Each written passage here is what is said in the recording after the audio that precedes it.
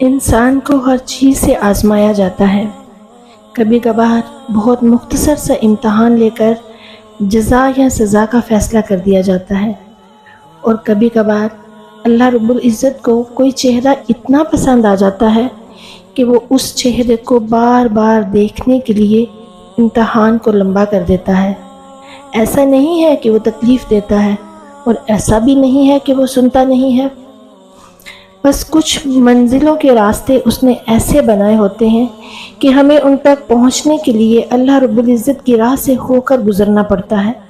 ہم سوچتے ہیں کہ یہ تو میری پسند کی راہ نہیں، لیکن ہم یہ گمان بھی نہیں کر سکتے کہ اس راہ کے آخر پر جو منزل ہے وہ ہماری کتنی پسندیدہ ہے۔ اصل میں وہ بڑی اعلیٰ حکمت عملی سے اپنے سب کام کرتا ہے۔ اس کے کن کہنے کا اپنا منفرد انداز ہے۔ وہ بڑی ترتیب سے دعائیں قبول کرتا ہے۔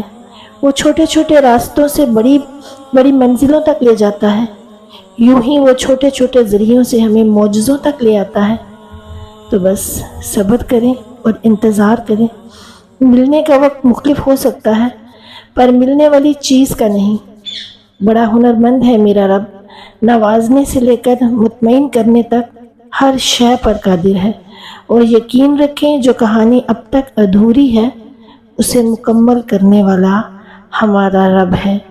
روتے ہوئے مانگنے کا جو خیال ذہن میں آیا ہے وہ خیال لانے والا بھی تو ہمارا اللہ ہے، اور جو دعا بار بار بے ساختہ زبان سے جاری ہو جاتی ہے اس دعا کو زندگی کا حصہ بنانے والا بھی ہمارا اللہ ہی ہے۔